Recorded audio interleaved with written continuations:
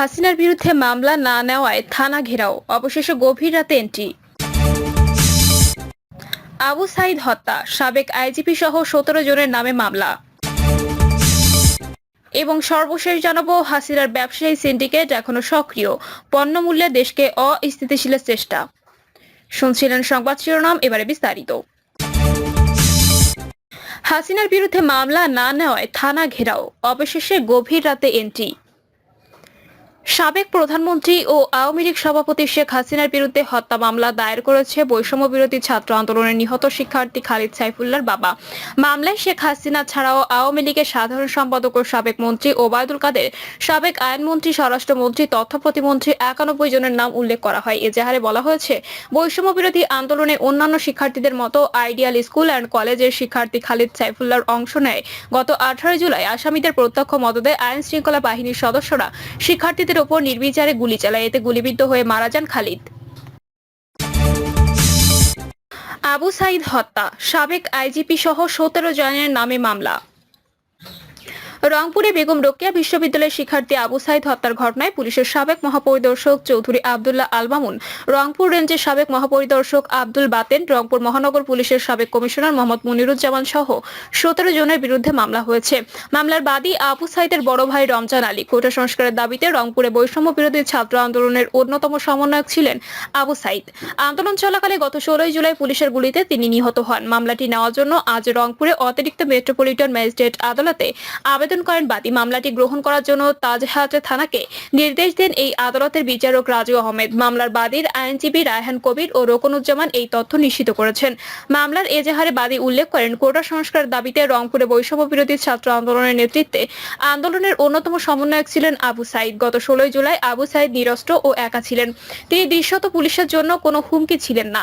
তার সত্ত্বেও তাকে শটগান দিয়ে গুলি করা হয়। আবু সাইদ পড়ে গিয়ে একাধিকবার দাঁড়ানোর চেষ্টা করলে আসামিরা পূর্ব পরিকল্পিতভাবে তাকে একাধিকবার গুলি করেন। এজাহারে বলা হয়েছে, ঘটনার দিন বেলা 2টার দিকে বেগম রোকেয়া বিশ্ববিদ্যালয়ের ভেতর থেকে শাখা ছাত্রলীগের সভাপতি পোমেল বড়ুয়া নেতৃত্বে ছাত্রছাত্রীদের ওপর ইটপাটকেল নিক্ষেপ করা হয়। আবু সাইদ পিছু না হতে 2 হাত প্রসারিত করে বুক পেতে দিয়ে এগিয়ে যান পুলিশের সামনে। এ সময় প্রক্টর অফিসের কর্মকর্তা রাফিউল হাসান হেলমেট পরে এসে আবু সাইদকে লক্ষ্য করে গুলি করেন। গুলি করুন বলে নির্দেশ দেন। অপর 2 আসামি বিশ্ববিদ্যালয়ের 2 শিক্ষক মশিউর রহমান ও আসাদুজ্জামান মণ্ডল পুলিশকে গুলি করতে প্ররোচিত করেন। হাসিনার ব্যবসায়ী সিন্ডিকেট এখনো সক্রিয়, পণ্যমূল্য দেশকে অস্থিতিশীলের চেষ্টা।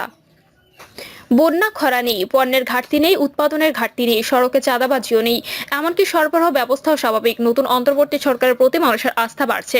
দেশের সার্বিক পরিবেশ পরিস্থিতি স্বাভাবিক। সর্বোপরি দীর্ঘদিনের স্বৈরাচারী শাসন ব্যবস্থার পর দেশের সবকিছু ভালো যাচ্ছে, কিন্তু বাজারে নিত্যপণ্যের দাম এখনো লাগামহীন। পণ্যের দাম বাড়িয়ে দেশকে অস্থিতিশীল করতে এখনো সক্রিয় ভারতে পলায়নকারী শেখ হাসিনা সিন্ডিকেট। শিক্ষার্থীদের আন্দোলন যখন তুঙ্গে, তখন ওই সিন্ডিকেট শেখ হাসিনা সরকারকে মৃত্যুর আগ পর্যন্ত সহযোগিতা করার প্রত্যয় ব্যক্ত করেছে। এমনকি ওই সময় বৈষম্য বিরোধী আন্দোলনের শিক্ষার্থীদের জঙ্গি বা মাদকাসক্ত বলে উস্কে দিয়ে দেশে হত্যাকাণ্ড চালাতে সমর্থন দিয়েছে। আবার শিক্ষার্থীদের ওপর নির্বিচারে গুলি চালিয়ে হত্যাকাণ্ডকে স্বাভাবিক কর্মকাণ্ড হিসেবে আখ্যা দিয়েছে। এক সময় এভাবে হাসিনা সরকারকে সমর্থন, অন্যদিকে সিন্ডিকেট করে পণ্যমূল্যের দাম বাড়িয়ে অবৈধভাবে অর্থ কমিয়ে তা আওয়ামী লীগের কোষাগারে জমা দিতেন। মাছ থেকে ভোক্তাকে শুষে নিয়েছেন। এতে ভোক্তার জীবনযাত্রার ব্যয় বেড়েছে লাগামহীন। এদিকে ব্যয় বাড়লেও দীর্ঘ সময় ধরে চলমান অর্থনৈতিক মন্দায় মানুষের আয় বাড়েনি, তাই দুর্বিষহ হয়ে উঠেছে মানুষের জীবনযাপন ব্যবস্থা। এদিকে ক্ষমতা ছেড়ে শেখ হাসিনা ভারতে পালালেও তার গড়া সিন্ডিকেট এখনো সক্রিয়। যারা দেশকে অস্থিতিশীল করতে এখনো বাজারকে নিয়ন্ত্রণ করছে, সেই সিন্ডিকেটের হোতা হলো এস আলম, বসুন্ধরা সিটি, মেঘনা সহ বিভিন্ন সময় সরকারের দালাল হিসেবে পরিচিত বিভিন্ন ব্যবসায়ী গ্রুপ। এই সিন্ডিকেটটি নিজেরা অবৈধভাবে হাজার হাজার কোটি টাকা আয় করে যেমন পাচার করেছেন, তেমনি শত অন্যায়, অবিচার বা দেশব্যাপী হত্যাকাণ্ড চালালেও আওয়ামী লীগ সরকারকে অন্ধের মতো সমর্থন দিয়ে গেছেন। আর তাই হাসিনা ভারতে পলায়ন করলেও তার স্বার্থ হাসিলে দেশে অস্থিতিশীল পরিবেশ তৈরি করতে বাজার ব্যবস্থাকে এখনো অস্থিতিশীল করে রেখেছে এই কর্পোরেট চক্র। বাজার বিশেষজ্ঞরা বলছেন, অন্তর্বর্তী সরকার দায়িত্ব নেওয়ার পর অসাধু ব্যবসায়ী সিন্ডিকেট সপ্তাহখানে ঘাপটি মেরে থাকার পর আবারও বাজারে সক্রিয় হয়ে উঠেছে। ফলে নিত্যপণ্যের দাম বেড়ে যাচ্ছে। তাদের মতে, হাসিনা সরকারের পতনের পর দেশের চাঁদাবাজি বন্ধ হয়েছে, আমলাতান্ত্রিক জটিলতা কমেছে। তারপরও কেন বাজারও স্থিতিশীল হবে? তাই বাজার ব্যবস্থাকে স্থিতিশীল করতে কর্পোরেট সিন্ডিকেট ভাঙা এবং দায়ীদেরকে কঠোর শাস্তির আওতায় আনার দাবি জানিয়েছেন তারা, যাতে করে ভবিষ্যতে কেউ এ ধরনের সিন্ডিকেট করে ভোক্তাদের ঠকাতে না পারে। এছাড়া সব ধরনের চাঁদাবাজি কারসাজি বন্ধ, পাইকারি বাজারে কয়েলি প্রথার বিলোপ ও নির্ধারিত মূল্যে পণ্য বিক্রির ওপর জোর দেওয়া প্রয়োজন বলে মনে করেছে বিশেষজ্ঞরা। ভোক্তা অধিদপ্তরের পাশাপাশি নিয়মিত সাধারণ শিক্ষার্থীরাও যাতে বাজার তদারকিতে অংশগ্রহণ করে সেই ব্যবস্থা চালু করতে হবে। ইতিমধ্যে শিক্ষার্থীদের বাজার তদারকিতে সুফল দেখা গেছে। ভোক্তা অধিদপ্তর মহাপরিচালক শিক্ষার্থীদের নিয়মিত বাজার তদারকির পরামর্শ দিয়েছে। গত রোববার মৎস্য প্রাণী সম্পদ মন্ত্রণালয়ের উপদেষ্টা ফরিদা আক্তার বলেছেন, সিন্ডিকেট ও চাঁদাবাজির কারণে নিত্যপণ্যের দাম বেড়ে যায়। পণ্যের দাম কমাতে এই সিন্ডিকেট ভাঙতে হবে। এছাড়া অর্থ উপদেষ্টা সালেউদ্দিন আহমেদ দায়িত্ব নেওয়ার পরই বলেছেন, মূল্যস্ফীতি নিয়ন্ত্রণ করে দ্রব্যমূল্য কমানোর উদ্যোগ নেবে অন্তর্বর্তী সরকার। অবশ্য এখন থেকে কেউ সিন্ডিকেট করে দাম বাড়ালে ছাত্ররা নিজেরাই তাদেরকে খুঁজে বের করে যথোপযুক্ত শাস্তি দেবে বলে জানিয়েছেন বৈষম্য বিরোধী ছাত্র আন্দোলনের নেতৃবৃন্দ।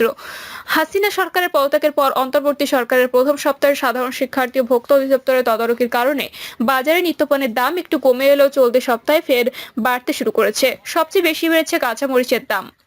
এছাড়া নিত্যপণ্যের বাজারে চাল, চিনি, পেঁয়াজ ও ডিমের দাম বেড়েছে। গত সপ্তাহের তুলনায় প্রায় দ্বিগুণ দাম বেড়ে প্রতি কেজি কাঁচামরিচ বিক্রি হচ্ছে 320 থেকে 350 টাকায়। প্রতি কেজি পেঁয়াজে 10 টাকা দাম বেড়ে 110 থেকে 120 টাকায় বিক্রি হচ্ছে। এছাড়া দেশের প্রধান খাদ্য চালের দাম বেড়েছে কেজিতে 2 থেকে 4 টাকা পর্যন্ত। একটি কর্পোরেট সিন্ডিকেট দীর্ঘদিন থেকে চালের দাম লাগামহীনভাবে বাড়িয়ে চলছেন। সরেজমিনে বাজারে ঘুরে দেখা গেছে বাজারে বেড়েছে ডিম ও মুরগির দাম। রাজধানীর কারওয়ান বাজারে ঘুরে দেখা গেছে ডিম ও মুরগির দাম বেড়েছে। হালিতে 5 টাকা বেড়েছে ডিমের দাম।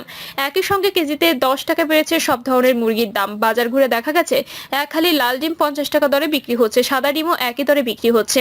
বিক্রেতারা জানিয়েছেন, একদিন আগেও ডিমের দাম ছিল 45 টাকা হালি, বর্তমানে ডিমের দাম হালিতে 5 টাকা বেড়েছে।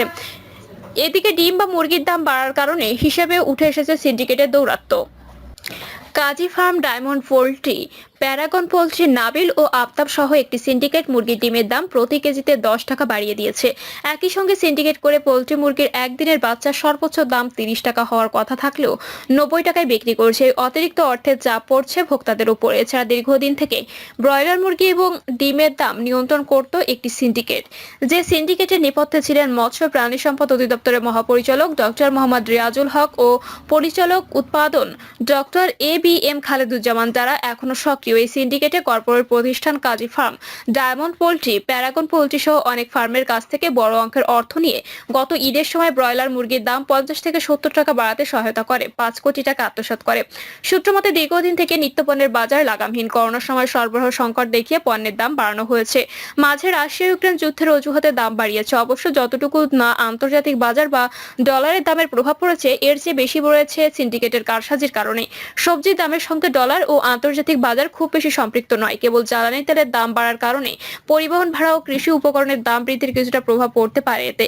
কিন্তু গত এক বছরের সবজির দাম বেড়েছে বেপরোয়া গতিতে। চাল, ডাল, ভোজ্য তেল, আটা, ময়দা, চিনি, পেঁয়াজ, রসুন, আদা, মাছ, গোস্ত সহ সব পণ্যের ক্ষেত্রেই একই অবস্থা। শিল্প পণ্যের দামও বাড়ছে আকাশ ছোঁয়া গতিতে। 4 প্যাকেটের নুডলসের দাম ছিল 50 টাকা, এখন তা বেড়েছে 100 টাকা হয়েছে। 17 টাকার কাপড় কাচা হুইল সাবান এখন 30 টাকা, আর 35 টাকা শরীরে ব্যবহার করা সাবান এখন 65 টাকা। 60 টাকা দামের চানাচুরের প্যাকেট এখন 90 টাকা করে বিক্রি হচ্ছে। অথচ ডলার, কাঁচামাল ও পরিবহন ভাড়া বৃদ্ধির কারণে পণ্যের দাম এত বাড়ার কথা নয়। সিন্ডিকেটের কারসাজির কারণেও এগুলোর দাম বেশি মাত্রায় বেড়েছে। এর প্রভাবে একদিকে মানুষের আয় কমেছে, অন্যদিকে পণ্যমূল্য বাড়ায় ব্যয় বেড়েছে লাগামহীনভাবে। এতে দেশে গত 13 বছরের মধ্যে সর্বোচ্চ মূল্যস্ফীতি হয়েছে গত জুলাই মাসে। শিক্ষার্থীদের কোটা সংস্কার আন্দোলনের মাসটিতে মূল্যস্ফীতি 2 অঙ্কের ঘরে ছাড়িয়ে যায়। সরকার পরিবর্তনের সঙ্গে সঙ্গে বাংলাদেশ পরিসংখ্যান ব্যুরো হিসেবে মূল্যস্ফীতিও যেন লাফ দিয়ে বেড়ে গেছে। এতদিন ধরে মূল্যস্ফীতির হিসাব নিয়ে প্রশ্ন তুলে আসছিলেন অর্থনীতিবিদরা। BBS এর হিসাবে গত জুলাই মাসে সার্বিক মূল্যস্ফীতি বেড়ে দাঁড়ায় 11.66%। গত জুন মাসে সার্বিক মূল্যস্ফীতি ছিল 9.72%। অন্যদিকে খাদ্য মূল্যস্ফীতি জুলাই মাসে বেড়ে 14% ছাড়ালো, যা গত 13 বছরের মধ্যে সর্বোচ্চ। প্রিয় দর্শক, এই ছিল এখনকার সর্বশেষ সংবাদ। আপডেট সব সংবাদ পেতে চ্যানেলটি সাবস্ক্রাইব করে বেল আইকনটি ক্লিক করে রাখুন।